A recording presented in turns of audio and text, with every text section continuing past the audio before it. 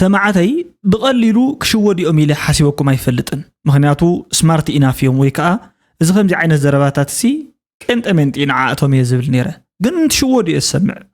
تشودو سيريئكم إذا فيديو زي كما يجي روح جنا أبنت نبوز حتسب تريكي خوينو كمزي قليل نهالو مالتي أبتنا لو ما عند فيديو بتريقوا فيديو بوينا هنجمر علالات اللون أنا لو ما عند حيزيهم زمز أخو مالتي بسخاتكم تسألن حشيلاني نسخاتكم نت channel زي سبسكرايب بمقبار نت channel جمروا مالتي هانا صاير رئيتو خاسك خنبو لكم استوسنا رئيتو بتعام صبق رئيتو خنبب قداماي شعبي أراويت وزتنا بل إنا تألم زنبرو مرحتي ويانيو يبلن اللو زحاوي مالتي مرحت ويانسي شعبي أراويت وزتنا بلو الناس ألم زنبرو يبلن اتحقي كلتانا أنا نسخان نفلطوينا عقامنا بل زل ألمو ويانا خمزي جيراتنا نابل أمرقم ويانا زنبرة منقستخان اتوم كمزي جيرنا باني بزي أجيرو خير حلفو يندلنا بعدو نترفو إنا ناولو زنبرو ناتي مرحتن كلتي أمسي لأنه بعلاتهم هكا تباهيلو منبر أنا نسخان أوف كورس زي كم تنولو زلنا أي حق إيدو تفلت إخا أنا وني تفلت إيه ويكا أتفلت إخا مالتي سلازي نساتهم كلتي أم أفتقارسون حبيرنا نيرنا تباهيلو نصوم يوم زفالوط نيرم أفتتهم كلو ننو بعلاتهم مالتيو تمن كويلهم نزع عالم زي أزحالفوا نساتهم يوم وكواد أس بسانكم أنا نسخان كم زحجي كوينا يزلنا خوينا لنا مالتي أملاخ مسجن صبونا نزلنا بقول خنكون نخل نديو جنت أغلى لخمس أزنورو زي ما أسترفه بسانكم مخانو أنا نسخان كنفلت يجيب بقى قبل كازد اللي كورون فتون حاو مالتي نعمنا لو ما عند فيديوز كحيزوكم كسجر اتقدم أي فيديو انتايبل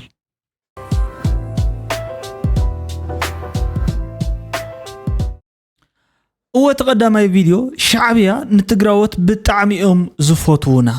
زبل زربا يزولو مالت مسأتيو قال بقالي خونت انتزاريواتو جن بخمي من قد العلاتو تقول دايزي نزارا ربو لينا حساب جميل الخونة ساعات اليوم شعبية أنا بتعمل فوتي الناس اللي تحاسوت اللهم مالتي لازم تخكل يا خوني زمان قستي لإرترا قدام يطلع لا أنا يا خوني يمرينا لهم يتخكل يا خوني لهم هم الهزو همز اللي قبرت خوينو لا أنا مقتالو أنا مدفارو بنانا it's fair مخناتو it's fair fair مالت انتاي مالتي فتحاو إيو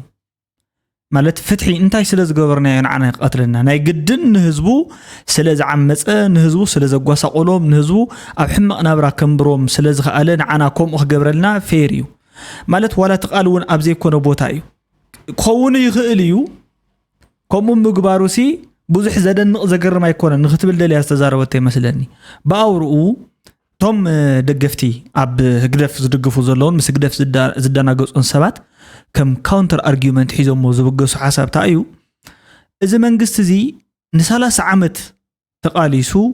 نصانت زلوان لولاونت نصا زخونتن لولاونتا وحست زخونتن عدي هيبونا ايو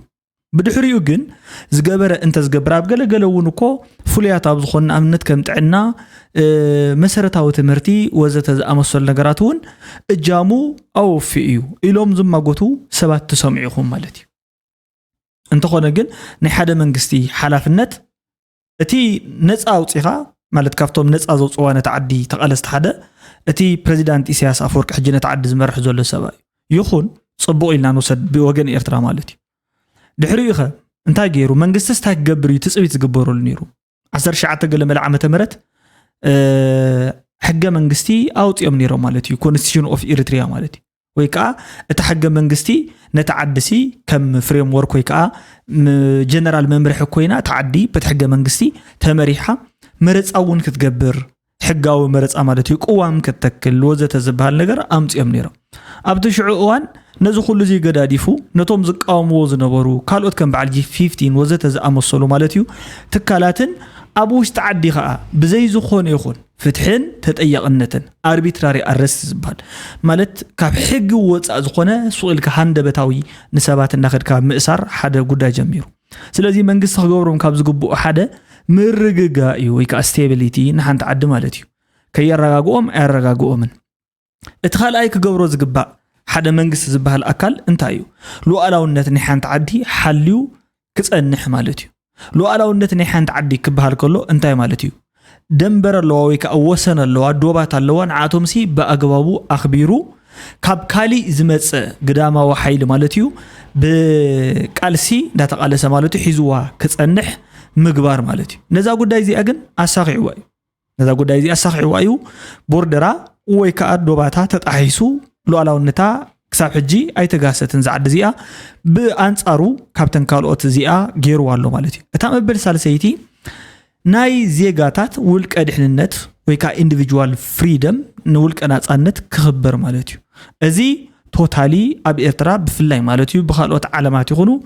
ኣብ ውሽጢ ብሂውማን ራይትስ ዎች ወዘተ ዝኣመሰሉ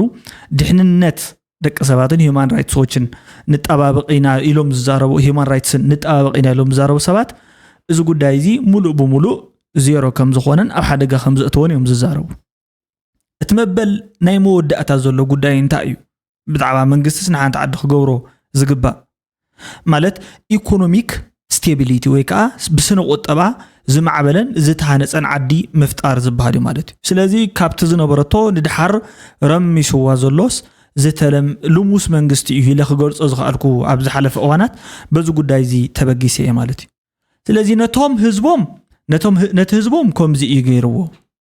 ንዓና ግን ብኣዎም አንጻር ክረአ ከሎ ዝገበሮ ነገር ሲ ፌር እዩ እያ ትብል እንታይ እዩ ገይሩ ኣብ ትግራይ ማለት ፌር ዝበሃል ዘሎ ምስ ጉዳይ ዝወዳደር ዘሎስ እንታይ ስለ ዝገበረ ተሰብኣይ እዩ ቶም ኤቪደንስታት ንርአዮም ትማሊ እንዳንበብኩልኩም ነይረ ብዙሕ እውን ተዘራሪብና ነርና ኢና ማለት እዩ ጅምላዊ ቅትለት ፈጺሙ ጅምላዊ ቅትለት ማሕበረ ዴጎ ፈጺሙ ጅምላዊ ቅትለት ኣኽሱም ፈጺሙ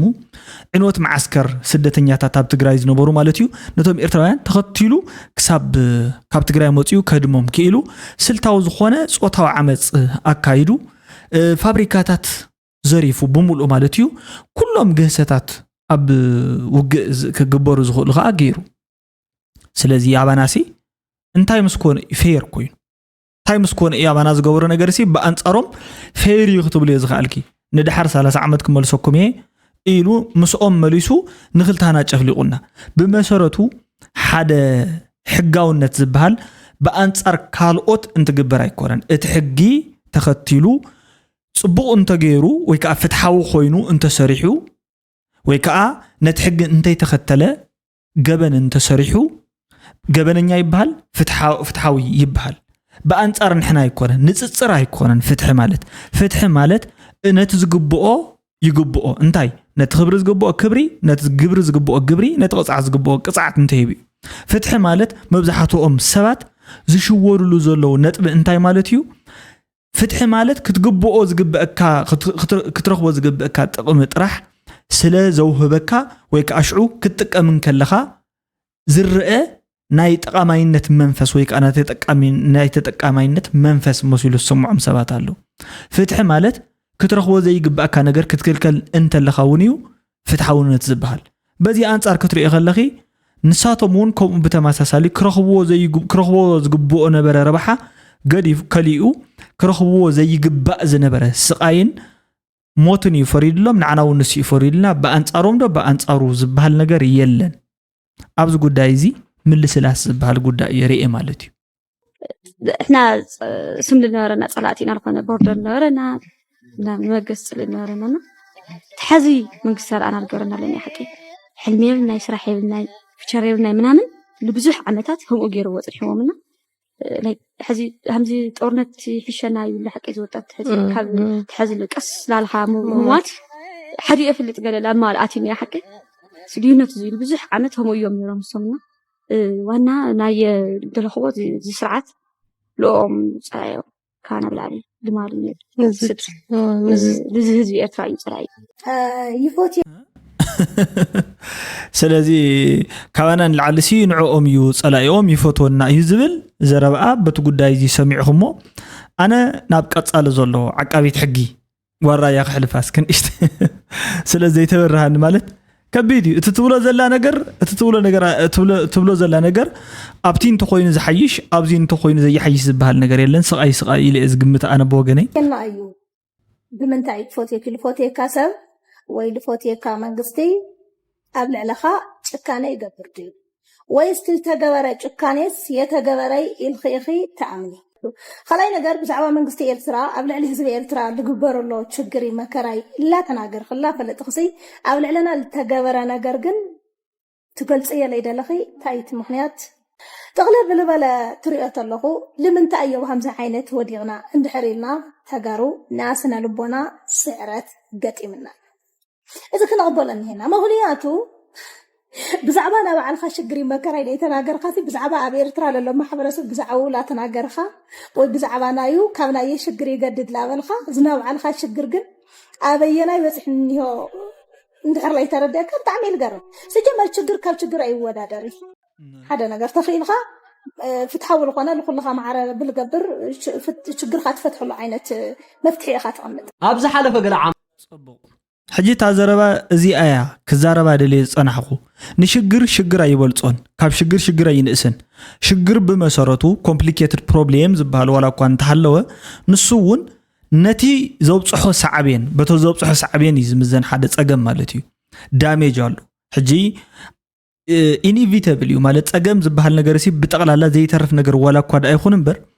እቲ ከብጽሖ ዝኽእል صعبين ወይ ካ consequence ወይ ካ ዕንወት ግን تديستراكشن جن بمتقنو مقناس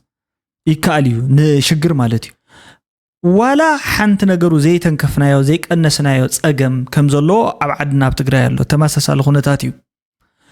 ንትግራይ ከምኡ በተማሳሳሊ ፍትሒ ሂብዋ እዩ ስነ ስርዓት አኽቢሩላ እዩ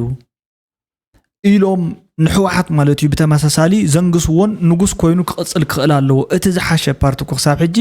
ንሱ እዩ ካልኦት ዶ መንለውን አየም ዝብሉ ምክንያቱ መጸግዕ ስለዚ ይብልናሲ ናይ ግድን ምስቆን ጠፍጠፈ ዋላ ይኹን ክንጽግዓለና ዝብሉ አካላቱን ተማሳሳሊ ኢኻ ትሰምዕ ከም ዝሓፍተና ዝኣመሰሉ ዘረባ ዘለዎ ማለት እዩ ሶት ጉዳያት እዚ ከምዚ ዝኣመሰለ ጉዳያት ክትሰምዑ ከለኹም ሪዝነብል ናህንኮውን ዘለና ታይ ገይሮም እንታይ ይገበሩን تزيجبروا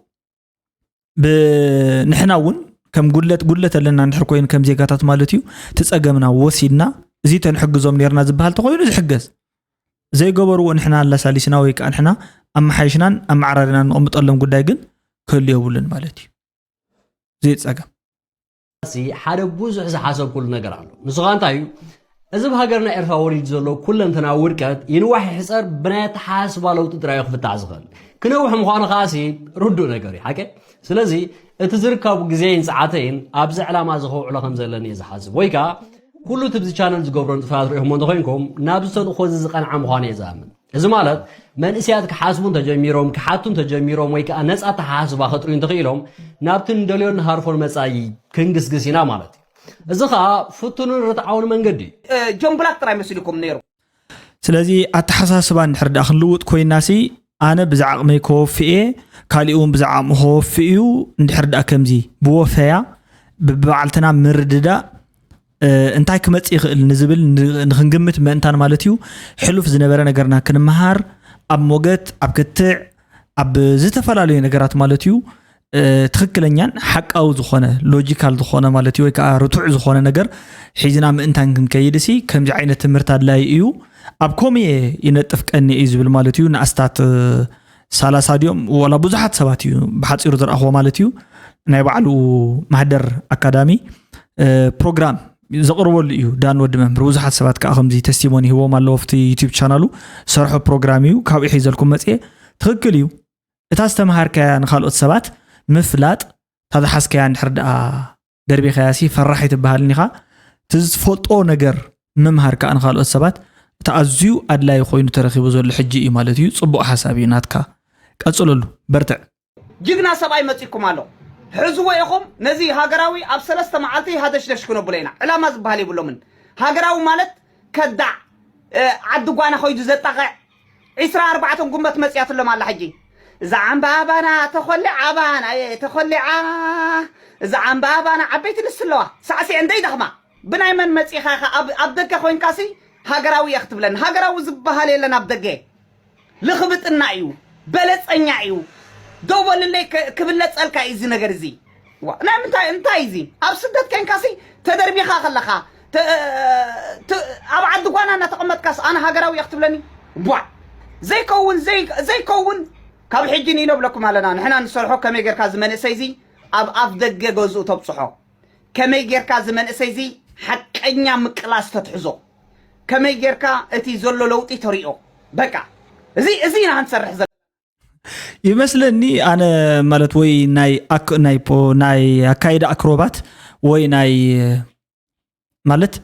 ناي تحساسب اكروبات انت زي غيرو بحاده غزي حاده سب كم زي غيرو مالتيو تغلبابيطو نغو زخونه لايف ندار اخال نيركا غامشيت اب زخونه بوتا خطرخ ويله تصبيت يغبرن ግን ድማ حدش ነገር አይኮነን ብዙሓት ሰባት ወይ ከዓ ብዙሕ ሰብ ኣብዝሎም እዋን ዝገብሮ ዘሎ ወይ ከዓ ብዙሕ ሰብሲ እንታይ ሓፈረ ከመካይዳ ከምስልት ገይሩ ዝጥቀመሉ ዘሎ ምግልብባት ከም ስትራቴጂ ገይሩ ዝጥቀም ሰብ ክሰምዕ ከለኹ ናይ ዝሓውና ዚውን ብዙሕ ካብ ዝተፈለየ አይኮነን ሞ بحصير معلتي كم زي خمصي قال يفولطوا ايام توم ዝድግፍ ይኹኑ ቶም ዝቃወሙ ኩሎም ሲ ይፈልጥዎ እዮም ክብል ከለኹ እቲ ዝገብርዎ ዘለው ሕማቃት ብምልኡ ዋላ ሓላፍነት ክወስድሉ ምዃኖም እዮም ዘይፈልጡ እምበር ግን ይፈልጥዎ እዮም እንታይ ፈለጥዎ ዝገብርዎ ንዝመስለኩም ሰባት ሲ መርኣያ ክኾን ይኽእል ክብል ይልእምጽ ኣዛ ግሩም እኮ እስኪ ቀጽል ካልእ ወላ ሓንቲ ንሰርሖ ኣብነት የለን ካብ ሕጂኒ ነው የቀይ ባህር ጉዳይ የቀይ ባህር ጉዳይ እንዴት የኛ ሆነ እንዴት ከኛ ሄደ ምርምር ይፈልጋል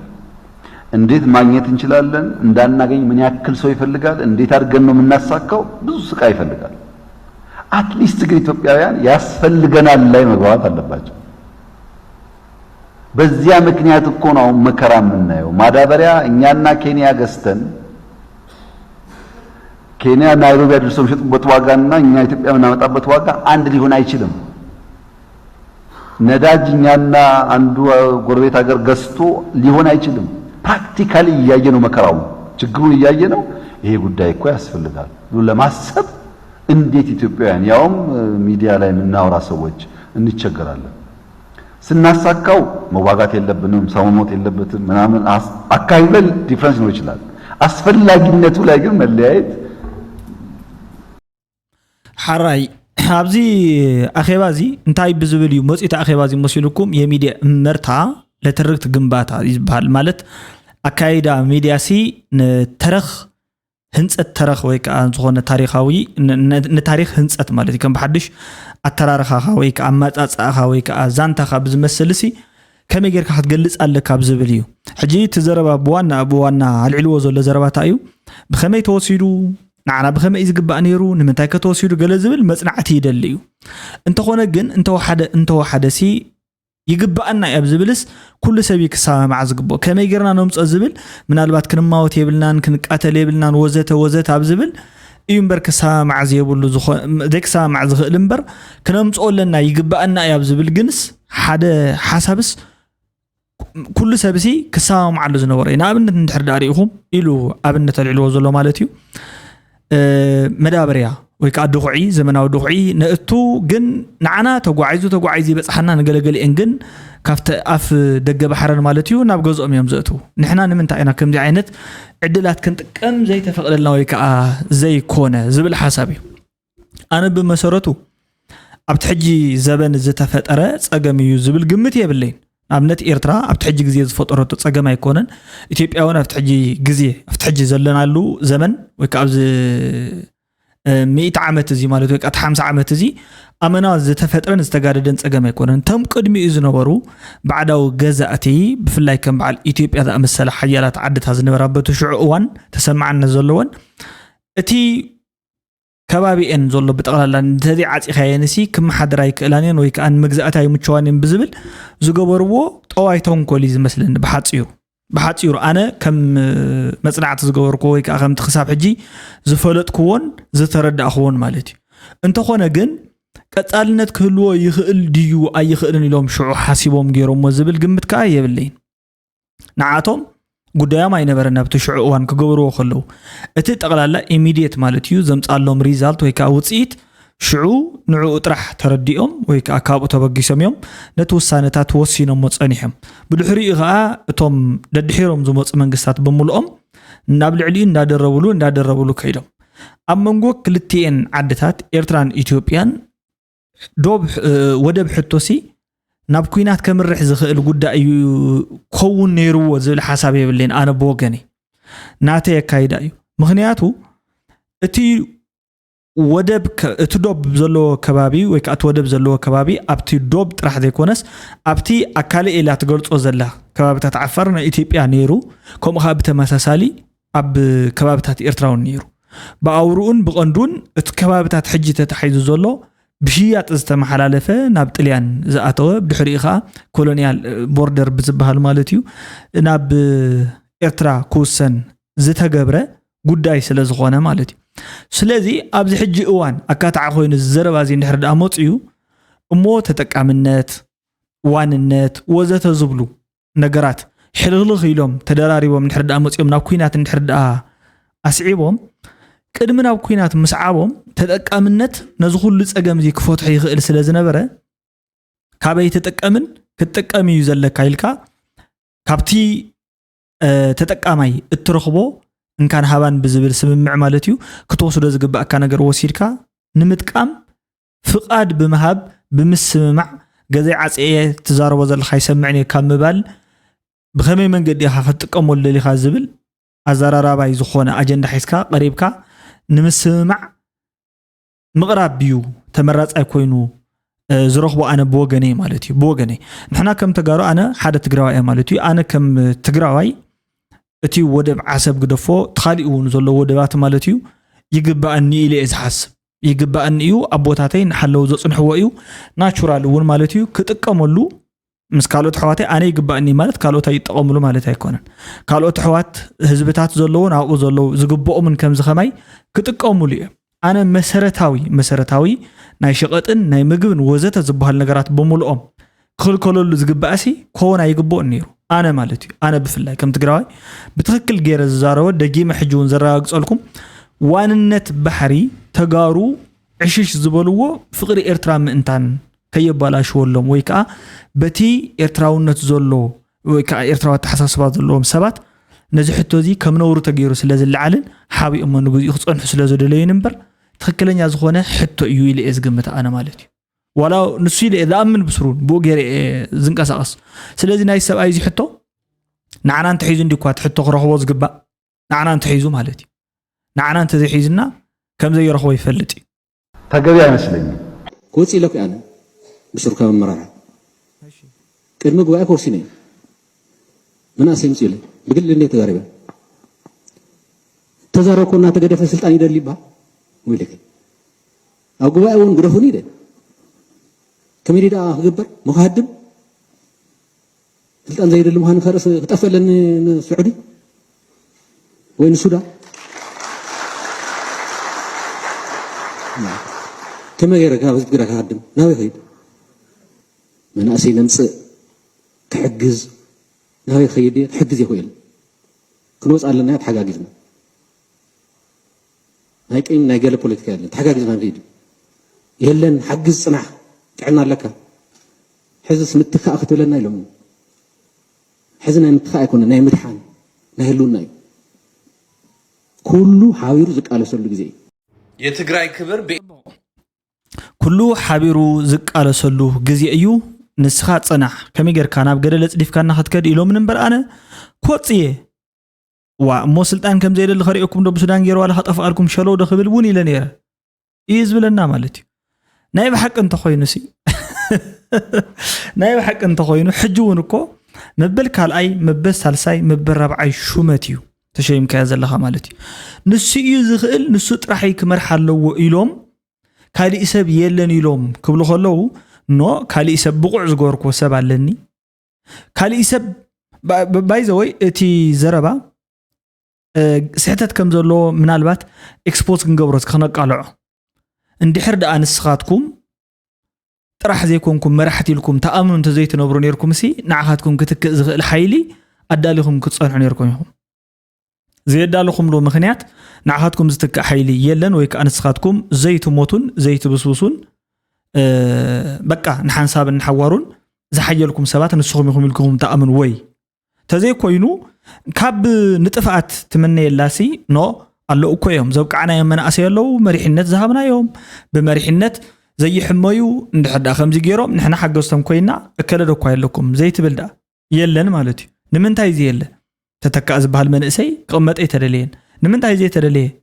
ክንድትናታትኩም ዘሎ ኣእምሮ ዓቕሚ ክህልዎ ኣይክእልን ኢልኩም ስለ ዝገመትኩም ስለዚ ተስሕተት ተመሊሱ ንስኻ ሕጂ ኣይበሎም ፈጣሪ ኣነ ሞተ የምንየልን ወይ ከዓ ሕማም የምንየልካን ዝኾነ ነገር እንተ ትኸውን ሲ እንታይ ዳ ይኸውን ማለት ትብለና ዘለኻ ኣነ እኮ ንስኻ እኮ መዋጾ ኢኻ ሕጂ እኮ ናይ ምድሓን እዩ ኢሎም ንስኻ ዝኾነ ነገር ተትኸውን ነርካስ ኣይንድሕንን ማለት ድዩ ወይ ብዝሓሸ መንገዲ ኾን ክንድሕን ነበር I don't know بزخونه መንገድ ግን ዝኾነ ሩቱዕ ዘይኮነ ዘረባ ናይ ውሽጡ ስልጣን ምድላይ አባኻትኩም ከም ዘሎ ያነ ዝርዳእን ማለት እዩ አለ እዩ ኣብቶም ወዲሳ ዘለው ከም ተማሳሳሊ እዩ ናይ ስልጣን ጻም እዩ ዘሎም በዓል ጀነራል ጻድቃን ጌታቸው ረዳ ወዘተ ዚኦም ኩሎም ሳሙራይ ወዘተ ዝባሉ ስልጣን ጻም እዩ አባኻትኩም ከም ስልጣን ጻም እዩ ዘሎ ስለዚ ንስልጣንኩም ሲ ሕትኽትሉ ምህላውኩም ነቲ ህዝቢ ኖ ሓለይቲ ሓሰለ ዝኾነ አይና ብዝብል መንገድ ክትእምንዋ ይግባል ኤርትራ እየተመለሰ ነው እድሜ ለሻዕቢያ ትግራዮች ከፕሪቶሪያ በፊት የነበረውን መንግስት መምለስ ችለዋል ደብረጽዮንም ተመርጧል እንደ ፕሬዝዳንት ምክንያቱ ወረደ በነበረበት ጊዜ ትግራይ ተረግጣለች ታፍናለች ነዳጅ ብር ምግብ አልነበረም አሁን ግን እድሜ ለሻዕቢያ ትግራዮች ክብራቸውን እየመለሱ ነው ገና እዚህ ላይ ደግሞ ያቆመ ምክንያቱ ትግራይ ማለት የኢትዮጵያ አካል ነች ስለዚህ ከኢትዮጵያ አምባሻ መካፈል መቻል አለባት ትግራይ ስለዚህ የህምባሻ ድርሻ ስላልተሰጣት ራሷ ሄዳ የህምባሻ እንትኗን ታመጣለች ድርሻዋን ጠብቅ ብቻ በዚህ ሳምንት ስለዚህ እድሜ ለሻዕቢያ ነው ትግራይ በሚዲያ አራይ ሕጂ እንታይ እኽለና ደልዩ ማለት እዩ ሳላ ሻዕብያ መንግስቲ ግዝያዊ መንግስቲ ኢንትሪም አድሚኒስትሬሽን በቲ ዝነበረ መምሕዳር ስለ ዝቀየርዎ ኣብ ትግራይ ነዳዲ ባንኪ ወዘተ ዝበሃል ነገር ተማሓይሹ እዩ ዝብል ህልወሳ ናይ ዝቆልዓዚ ነንሓንሳብ ደጋፊ ኮይኑ ይጸንሕ ነንሓንሳብ አንድነት ሓይሊ ይኸውን ነንሓንሳብ ገለ እንድዩ እዞም ከምዚ ዝበሉ ሰባት እንታይ እዮም ንሕርዳ ኢልኩም ክራይሲስ አይደንቲቲ ክራይሲስ ኣበኢና ንምደብ ዝብል ነገር ዝጠፍኦም እዮም ንኣብነት ሕጂ ኣነ ኣበኤ ዝምደብ ክጠፋና ይክእል ኣነ ትግራዋይ ኣብ ትሕጂ ዘለቶ ትግራዋይ ኮይነ ኢትዮጵያዊ እየ ማለት ኣብ ትሕጂ ዘለና ግን ትግራዋይ እዚ ክብል ከለኹ ማንነተይ ካብ ትግራይ ዝቅዳሕ ማለት እዩ ወዲ ትግራይ ስለዚ ትግራይ እትብህጎ ባህግ ብሙልኡ ኣነ ዋላ ኣይንደልየን የለ ዋላ አንጻሩ ንሰለፍ ከም ትግራዋይ ምዃነ ግን ማዕረይ ዝብጽሐኒ ዋላ ምስቲ ዝድግፍ ዘሎ ማለት እዩ بفولي كو أنا تقالي سلا أنا تقرأي كبلي خل حدث بفولي سلست تقالسكا بفولي تتكم ويك أفولي ربحي هلوكا زبل هم يكونن قالس مالت وقادس أبكندو وسعات يخاتك قالس الشمع خوين كان بعلها طواف كوين كحير كأخا نخالقت التطرفهم ويك التدحنو مالتي سلازي توم كم زي زبولو زرباتاتن قالاتن بملؤم نجزي أمه أبتزله وكبر الناس نحيم تم كم زي عينة identity crisis زجات أمم صباح بمحرن يفتي دحرت صباح بتجرينيا خمزي لهم تعرفوا قال حجي كم زي جيرو مستقارو تعرف زنبر سبيلن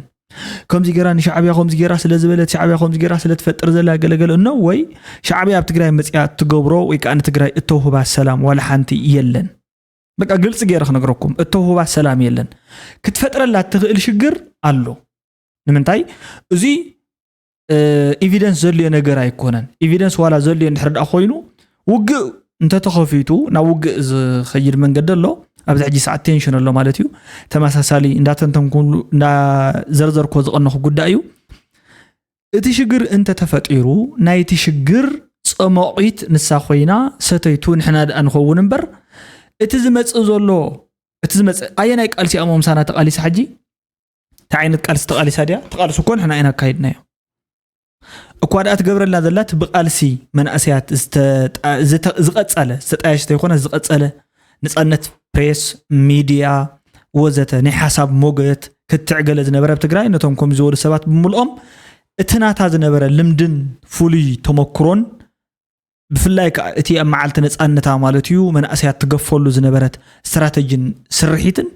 ንዑኡ ንምድጋምያ ኣብ ትግራይ ሲ ከምዚ ዓይነት ስርዓት ከተኽለልኩም እየ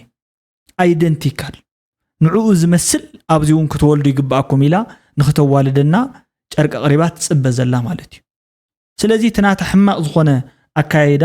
ስርዓት ኣልቦነት ቅድም እንዳገለጽኩ ጸናሕኹ መድሓንቶ ብዚ ቀቢራ ንኽትከይድ ትገብሮ ዘላ ጻዕሪ እዩ እምበር ንትግራይ ሕጂ ንኣብነት ነዳዲ ኣይተምጻለን በዚ ሕጂ ሰዓት ትግራይ ብቐጥታ ኣይኮነትን ከም ትሕጂ ዘላቶ ኮይና መንግስቲ ስለ ዝቐየረት ነዳዲ ትረክብ ማለት ኣይኮነን መንግስቲ ስለ ዝቐየረት መድሓኒት ትረክብ ማለት ኣይኮነን መንግስቲ ስለ ዝቐየረት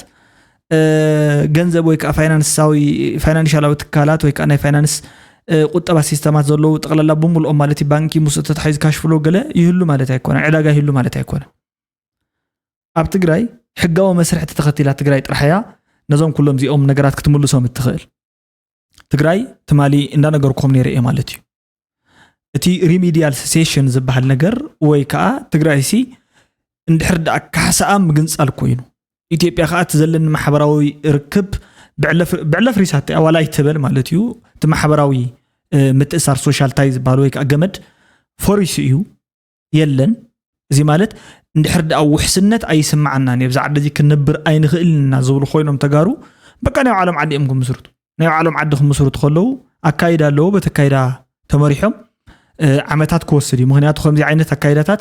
ኣዝዮም ብጣዕሚ ዓመታት እዮም ዝወስዱ እቲ ፍትሕ ንባዕሉ በቲ ሕገ መንግስቲ መሰረት እንድሕር ዳኣ ከይድና ንባዕሉ ኣትሊስት 2 ዓመት 3 ዓመት ይውዲ እዩ ማለት እዩ ብቐሊሉ ንሱ እውን ተሰማሚዖም ሲ ኣፍተፋጣጽምኡ ማለት እዩ ኣፍተፋጣጽምኡ ዘሎ ርከበ ዘሎ ናይ ሃፍቲ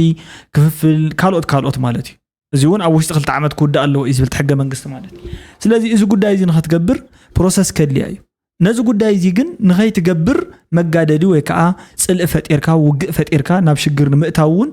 እኳ ደኣ ነዚ ጉዳይ ዘበርከት ዘሎ እምበሪ ነቲ ፍትሕና እውን ግቡእ ዝኾነ ትኽክለኛ ዝኾነ ዲቮርስ ናይ ምግባር ኣካይዳ ንክንገብር እውን ኣይኮነ ዝገብር ዘሎ ሻዕብያ ማለት እዩ ስለዚ ተሓሶት እዚ ፕሮፓጋንዳ እዩ በቀሊሉ ክነቃልዖ ዝግባእ እዩ ማለት እዩ ላችሁ በህብረተሰብ ዘንድ በተለያየ አንጻር ተጽዕኖ መፍጠር የምትችሉ የህብረተሰብ መሪዎች፣ የሰራዊት አዛዦች፣ የመገናኛ ብዙሃን ባለሙያዎች፣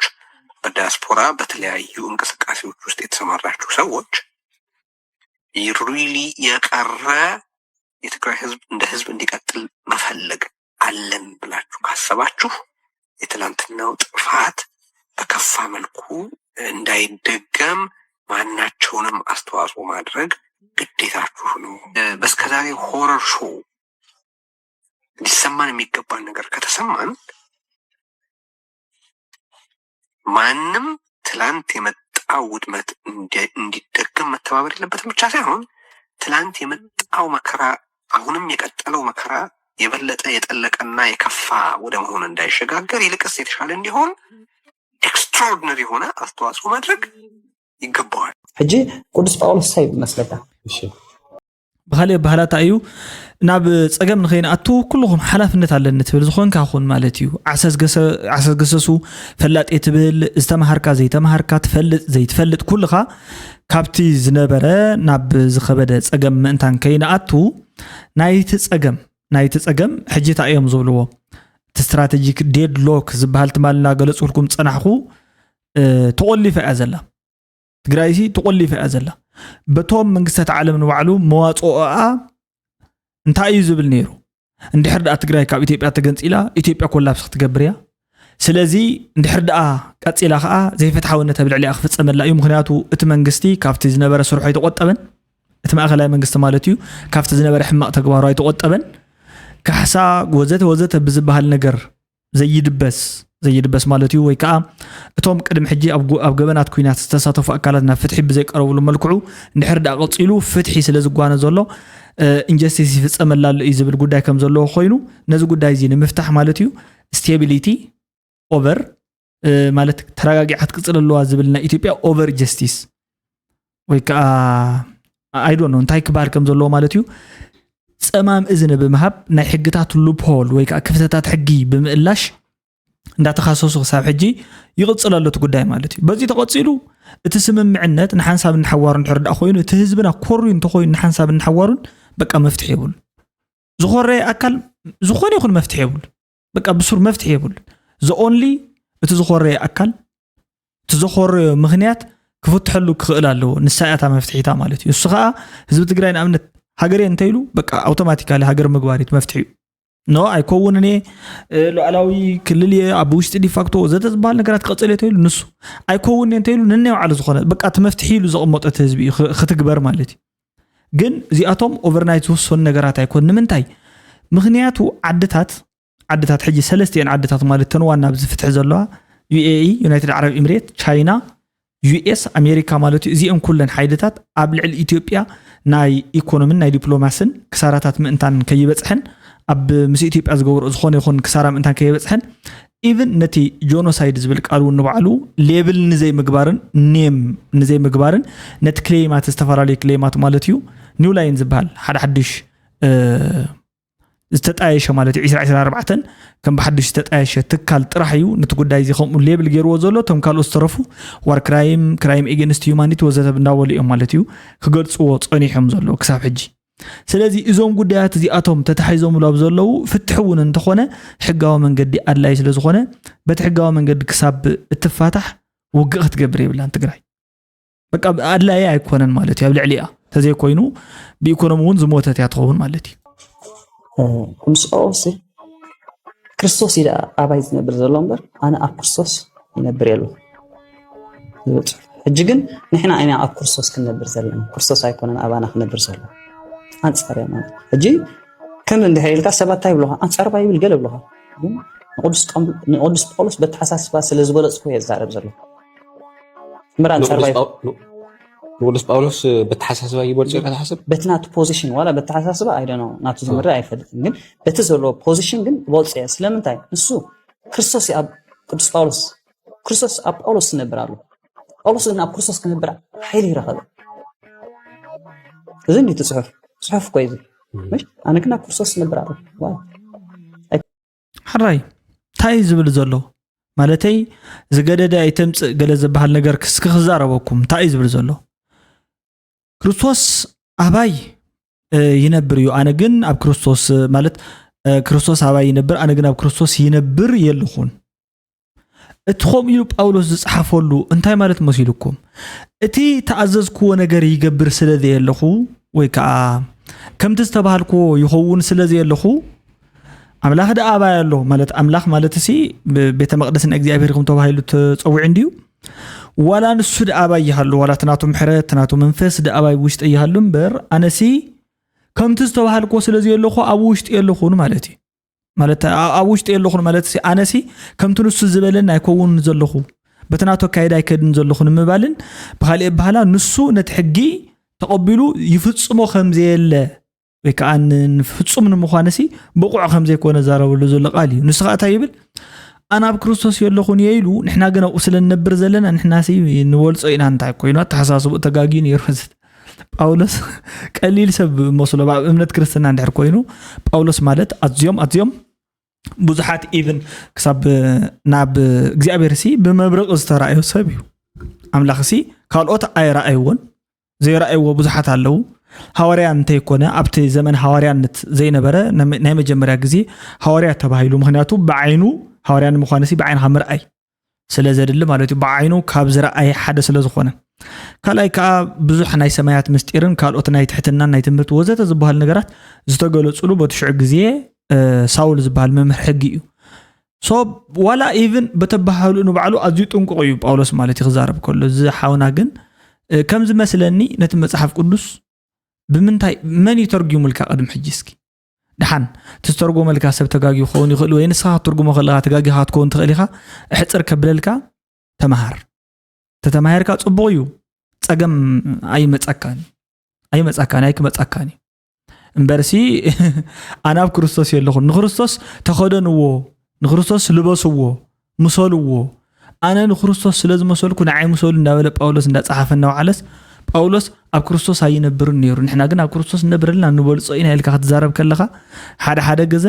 በቃ እንታይ ትዛረብ ከም ዘለኻ እንድሕር ዳታ ዘይፈሊጥካ ማለት እዩ ደስ ዝበለካ ናይ ምዝራብ መሰል ኣለካ ባይዞ ተፈላለዩ ክትፈልጦ ይብልካ እንት ትዛረቦ ዘለኻ እዩ ጽቡቕ ነብርኒ ሃዝ መስል ኣሎ ሶ ኢትስ ማይ ቾይስ ኣነ ክርስቶስ ነብር ኣሎ ሕጂ ንቅዱስ ጳውሎስ ከም ኢሉ ይርአ ኣሎ ትሕተዩ ከም ኢሉ ይርአ እንጂ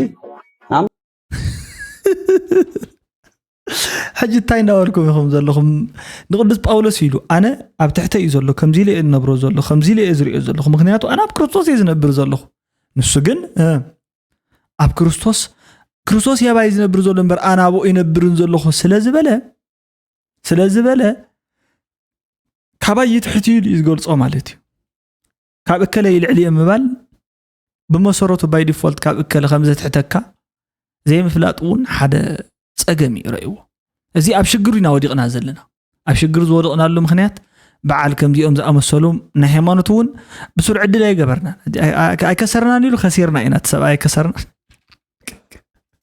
نقدس ጳውሎስ ከምዚ ዳር ያለው ናምና የወጣቱ ታሪክ እጅግ ልብ ሰባሪ መሆኑን የሚገልጹት የቅርብ ወዳጆቹ ተገኝ ባልቻ ቀደም ሲል በሽሮ ሜዳ አካባቢ ስኬታማ የነጠላ ነጋዴ እንደነበርና ራሱንና ቤተሰቡን ከመደገፍ አልፎ ለብዙዎች ደራሽ የነበረ ወጣት እንደሆነ ይመሰክራሉ። ይሁን እንጂ በአገዛዙ የልማት ሰበብ የንግድ ሱቁ በመፍረሱና ንብረቱ በመጥፋቱ ወጣቱ ለከፍተኛ ኢኮኖሚ ኪሳራና ለስነ ልቦና ቀውስ ተዳርጎ ቆይቷል። ይህ በፈጠረበት ቁጭት ውስጥ ሆኖ ከአንድ ወር በፊት ከአንድ የፖሊስ አባል ጋር በፈጠረው መግባባት ለቀናት ታስሮ እንደነበርና ተገኝ ከሳምንታት በፊት በዋስትና ተፈቶ ትናንት ሚያዝያ 29 ከጓደኞቹ ጋር በለመደበት ስፍራ ተቀምጦ ያለ በፓትሮል መኪና የመጡ የጸጥታ አካላት ለጥያቄ ትፈለጋለህ በሚል ወደ ሽሮ ሜዳ 02 ጣቢያ ከወሰዱት በኋላ ቀደም ሲል ቂም የያዘው የፖሊስ አባል በጣቢያው በር ላይ ሽጉጡን አውጥቶ 4 ጊዜ በመተኮስ ወጣቱን ህይወቱን እንዲያልፍ ማድረጉ ተነግሯል። የአካባቢው ነዋሪ ፍትህ እንፈልጋለን በሚል ተቃውሞ معجزي اخترقوم لكم نتوم محرنيا خم قمت اسري حصرنا ايلكم تزارو سبات زمن اسي زي بحد من اسي تغني يزبال مالو تغني باليچا زبال حد من اسيو زمن اسي بنصلا مشاط زم حدادر زصنح من اسي نيرو انت خونا جن ات من اسي زغاطمو ነገር انتايو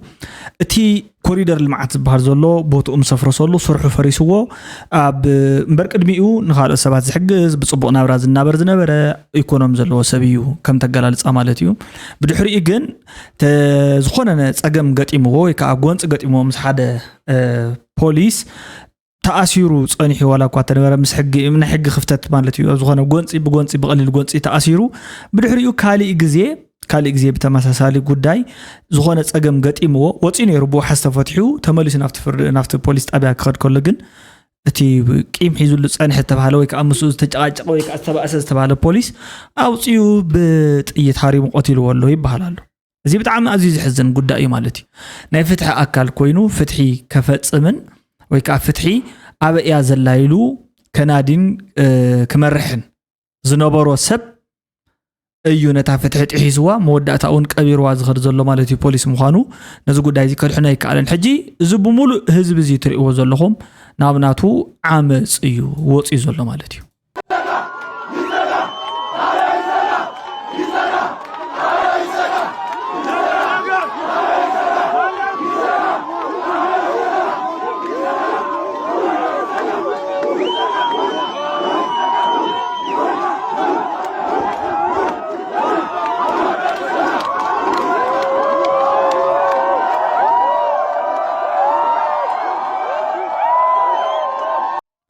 ህዝብ ከምዚ አይሉ እንተ ዝሓብር ነይሩ ኣብቲ አትኹን ኣብዚ አትኹን እንኪዮ ትኹን ቅድሚት ድሕሪት